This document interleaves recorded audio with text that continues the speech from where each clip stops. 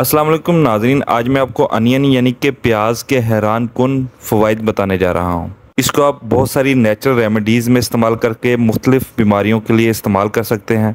प्याज तकरीबन हर खाने में हम इस्तेमाल करते हैं और ईज़िली हर जगह अवेलेबल हैं और बहुत ज़्यादा महंगे भी नहीं हैं। खाने के अलावा भी हम प्याज को मुख्तलिफ़ तरीक़ों से मुख्तलिफ़ रेमेडीज़ में इस्तेमाल कर सकते हैं। कुछ रेमेडीज़ में एज़ इट यानी कि रॉ फॉर्म में हम प्याज को इस्तेमाल करेंगे, कच्चा प्याज इस्तेमाल करेंगे और कुछ रेमेडीज़ में हम इसको कुक करके इस्तेमाल करेंगे। अगर आप में ईयर एक का प्रॉब्लम है यानी कि आपके कान में बहुत ज़्यादा दर्द है और इसके लिए आप डॉक्टर के पास जा चुके हैं, बहुत सारी एंटीबायोटिक्स भी खा चुके हैं लेकिन ये ठीक नहीं हो रहा और आप एंटीबायोटिक के इस्तेमाल से थक चुके हैं, या फिर आप जब तक एंटीबायोटिक खाते हैं आपके कान का दर्द ठीक रहता है, जैसे ही आप एंटीबायोटिक छोड़ते हैं तो कान का दर्द वापस आ जाता है। अब आपने करना क्या है कि अपने ईयर के साइज़ के मुताबिक एक प्याज लें। इस प्याज को आप पानी में डाल लें और चूल्हे पर रख लें और कुछ देर के लिए स्टीम करें। इसके बाद इस प्याज को आप सेंटर से हाफ़ कर लें। अब आप कपड़े का पीस लें, इस पीस में प्याज को रखें सेंटर में और इसको चारों तरफ से बंद कर दें, यानी कि इस प्याज को इस कपड़े में अच्छी तरह लपेट लें। इसके बाद जब इसका टेम्परेचर नॉर्मल हो, कुछ जितना आपकी बॉडी इसको बर्दाश्त कर सके, इसके बाद इस कपड़े में लपेटे हुए हाफ प्याज को आप अपने कान पर रख लें। कान पर इस प्याज को रखने के बाद आप इसको चारों तरफ से कॉटन से कवर कर दें और इसको किसी टेप के साथ अच्छी तरह फिक्स कर लें। इसी तरह आप इसको इस जगह पर रहने दें तकरीबन 2-3 घंटे। और अगर आप रात को ये प्रोसेस कर रहे हैं तो आप इसको रात को ऐसे लगाकर पूरी रात सो सकते हैं। यकीन मानिए आप इसके रिजल्ट से हैरान हो जाएंगे। ये कान के दर्द को जड़ से निकाल देगा। लिहाजा अगर आप में कभी भी कान का दर्द हो या आपके बच्चों में हो तो बहुत ज़्यादा एंटीबायोटिक खाने से पहले आप ये तरीका एक बार लाजमी इस्तेमाल करके देखें। इसके अलावा इसको आप एक और तरीके से भी यूज़ कर सकते हैं कि आप इस स्टीम किए हुए प्याज को निचोड़ लें, इसमें से जूस निकलेगा, इस जूस को आप चम्मच पर डाल लें और डायरेक्ट उसके बाद इसको अपने कान में डाल लें, या फिर जूस निकालने के बाद ड्रॉपर में आप जूस ले लें और इसको डायरेक्ट अपने ईयर में डाल लें। आपको बहुत ज़्यादा रिलीफ मिलेगा।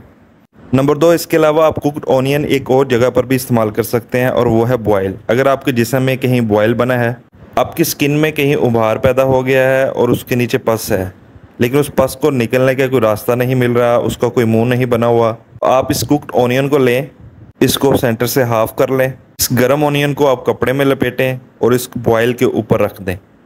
ऊपर से आप कॉटन के ज़रिए कवर करें और टेप के साथ फिक्स कर दें। कॉटन जो है वो एक अच्छी इंसुलेटर है जो कि हीट को जल्दी ख़त्म नहीं होने देती। इस हीट से क्या होगा कि वो सारी पस को अपनी तरफ खींचेगी और प्याज भी इस पस को अपनी तरफ खींचेगा, सब पस को एक जगह इकट्ठा कर देगा। अगर आप रात को करते हैं तो आप सुबह तक देखेंगे कि आपका जो बॉयल है उसका मुंह बन गया होगा और उम्मीद है कि उससे पस भी निकल रही होगी। It's very helpful in boil. इस बात का ख्याल रखिए कि जब आप ये प्याज यूज़ करें तो इसके बाद इसको लाजमी डिस्कार्ड कर दें, क्योंकि वो सारे टॉक्सिन जो है प्याज के अंदर जमा हो जाते हैं। लिहाजा कुक्ड ऑनियन को आप बॉयल के लिए भी यूज़ कर सकते हैं और फिर ईयर एक यानी कान के दर्द के लिए भी इस्तेमाल कर सकते हैं। अब मैं आपको बताता हूँ कि रॉ ऑनियन यानी कि कच्चा प्याज आप किस तरह और किन रेमेडीज़ में इस्तेमाल कर सकते हैं।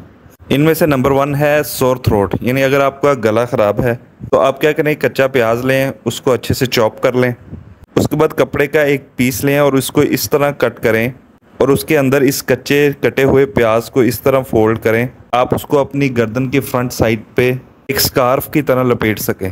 कोशिश करें कि सोर थ्रोट की रेमेडी के लिए आप इसको मोस्टली रात के टाइम यूज़ करें। आप इसको पूरी रात ऐसे छोड़ दें और सुबह आप यकीनन बहुत रिलीफ फील करेंगे। अगर आपको या आपके बच्चों में से किसी को बहुत लंबे अरसे से खांसी है और वो ठीक नहीं हो रही, उसकी चेस्ट बहुत ज़्यादा कंजेस्टेड है, वो बिल्कुल उसको 1 मिनट के लिए भी सुकून नहीं मिलता और आप हर तरह का सिरप पी चुके हैं, बहुत सारी मेडिसिन खा चुके हैं और उससे भी आराम नहीं आ रहा, यहाँ मैं आपको एक इनक्रेडिबल तरीके से प्याज का इस्तेमाल बता रहा हूँ जिससे आपको बहुत रिलीफ मिलेगा, कफ में भी, चेस्ट टाइटनेस में भी। आप कच्चा प्याज लें और इसको अच्छे से चॉप कर लें। उसके बाद आप 2 शॉपर लें, उन दोनों शॉपर में इस प्याज को डाल लें और इन शॉपर में अपने पाँव इस तरह दाखिल करें कि जो प्याज हैं वो आपके पाँव की तलियों पर अच्छे से लग रहे हों, अच्छे से पाँव की तलियों पर जुड़े हुए हों। इसके ऊपर से आप सॉक्स पहन लें दोनों पाँव में, क्योंकि हमारे पाँव में जो है वो काफ़ी लार्ज पोर्स होते हैं जिससे इसके केमिकल्स हमारी बॉडी में इंटर हो सकते हैं। और इसको पूरी रात यहाँ पर बंधा रहने दें, चाहे जितनी भी पुरानी खांसी है, जितनी ज़्यादा खांसी है, आप एक बार करके देखिए, आपको बहुत ही ज़्यादा रिलीफ मिलेगा और आप हैरान होंगे कि ये एक सिंपल सी चीज़ है। और देखें इसका कोई साइड इफ़ेक्ट नहीं है।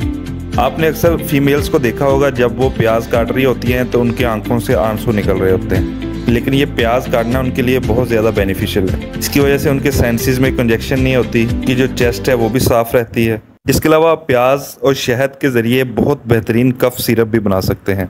आप एक शीशे का जार ले लें, 3-4 प्याज़ों को अच्छी तरह चॉप कर लें। अब क्या करेंगे, इस जार में आप लेयर्स बना लें, यानी कि एक लेयर आप डालें प्याज़ों की, उसके ऊपर आप 1 चम्मच शहद डाल दें, फिर एक लेयर प्याज की डालें, उसके ऊपर शहद डाल दें, फिर एक लेयर प्याज की डालें, फिर शहद डाल दें। ऐसे 4-5 लेयर्स बना लें। 8 से 12 घंटे आप इसको ऐसे रहने दें और ये बेहतरीन आपका कफ सिरप तैयार हो गया। और इस सिरप को अगर आप फ्रिज में रख दें तो आप इसको पूरे साल के लिए इस्तेमाल कर सकते हैं। अगर कोई छोटा बच्चा है तो आप इसको 1 चम्मच का चौथा हिस्सा दें दिन में 3 मरतबा। अगर कोई 2-3 साल का बच्चा है तो आप इसको आधा चम्मच दिन में 3 मरतबा दें। अगर आप में खांसी है, बहुत ज़्यादा सांस का बहुत मसला है, अस्थमा है, ब्रोंकाइटिस है और आप पूरी रात नहीं सो सकते, तो यकीन मानिए आप इसका 1 चम्मच दिन में 3 मरतबा दें। इसके अलावा जो ऑनियन है उनको पाँव की तलियों पर रख कर, जैसे मैं पहले बता चुका हूँ, उसको इस्तेमाल करें। यकीन मानिए आप उस रात बहुत सुकून की नींद सोएंगे। इसके अलावा प्याज बहुत अहम किरदार अदा करता है मेल हार्मोन यानी कि टेस्टोस्टेरोन को बढ़ाने में, क्योंकि प्याज में एक केमिकल पाया जाता है जिसका नाम क्वेरसेटिन है। ये हमारे ब्रेन में मौजूद पिट्यूटरी ग्लैंड से ल्यूटिलाइजिंग हार्मोन की प्रोडक्शन को बढ़ाता है, जो कि डायरेक्ट हमारे टेस्टिस में जाकर टेस्टोस्टेरोन की प्रोडक्शन को बढ़ाते हैं। टेस्टोस्टेरोन के हमारी बॉडी में बहुत सारे फंक्शन हैं। ये मसल्स की ग्रोथ करवाता है और लिबिडो यानी कि सेक्सुअल डिज़ायर को कंट्रोल करता है। इसके अलावा प्याज के और बहुत सारे फ़ायदे